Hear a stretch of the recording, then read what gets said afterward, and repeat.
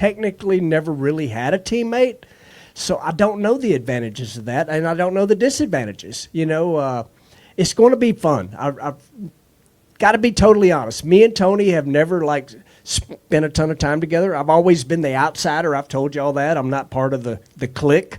I've always been in Tennessee, not in Brownsburg, and, that's okay. This is how I've done it in 20-plus years, but I am truly looking forward to it. I've spent more time in the last 3 or 4 months talking to Tony before the deal was even close to done, and then we've just continued to talk, and it's interesting how much we do the same and how much we do different, just little things. So it'll be even more so once he's actually, in a car, in a trailer park next to us. It's going to be fantastic because, it's everybody talks about the data, blah, blah, blah, blah, blah, but it's more than that. It's not just what you see on the racetrack. It's what each car can do for each other, until obviously when their head's up, then their head's up, So I'm looking forward to it. Tony obviously is a legend out here, and so to have him as a teammate is going to be pretty cool.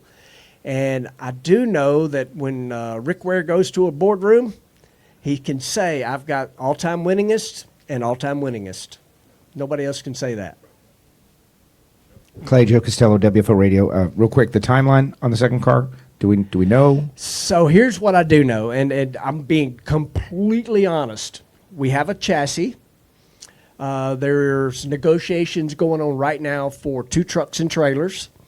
And the hard part, is the people, and I've said this already, but I'll say it right here, everybody watching, it all's going through Jimmo. So, it's funny. Rick's like, are you sure you want to, do that? And Jimmo's like, I've ran 7 cars before. Two will be easy, so, and, so the important thing right now is, yes, gathering up parts and pieces, but people are way more important. Without people, none of this happens. And so, we're already getting lots of resumes, I'll tell you that. And, as far as the rest of it, there is no dead set timeline, but sooner the better. That's for sure. But we're not going to come out here and put Tony in a car that is not equivalent to what my car is right now. It's very important that those cars are identical. And they will be. Internet will be asking.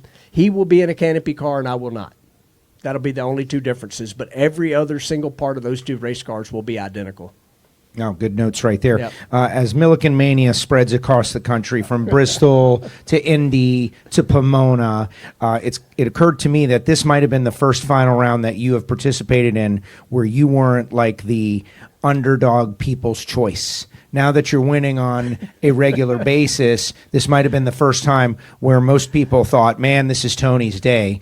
Talk a little bit more about not wanting to be the answer to that trivia question, and that's something that probably everybody wants to avoid. Yeah, that actually makes me think about Tony Schumacher a little bit because I've heard him say that he's probably gave more people their first win than any other top field driver.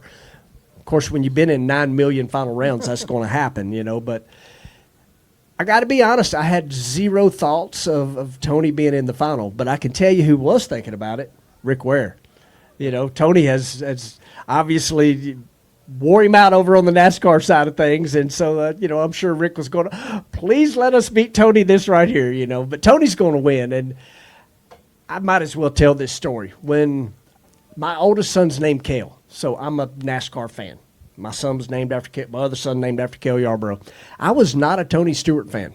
I didn't like the attitude. I didn't like the helmet throwing. It's not my style. Y'all know that. I'm going to get out after I get my butt kicked, and I'm going to smile about it. Now, I'm going to go kick Donna later, but, but it's just true. First time I met Tony, I'm like, you know what? This is a good dude. Like, he's a straight-up racer. He's obviously got a different attitude sometimes than I do, but we haven't seen that here in drag racing yet, I really like him, and I'm not just saying that for the camera and the people here. He's a good guy. But I really wasn't thinking about that in the final round. I was thinking Winter Nationals and when will I ever get this opportunity again? And thank goodness it worked out.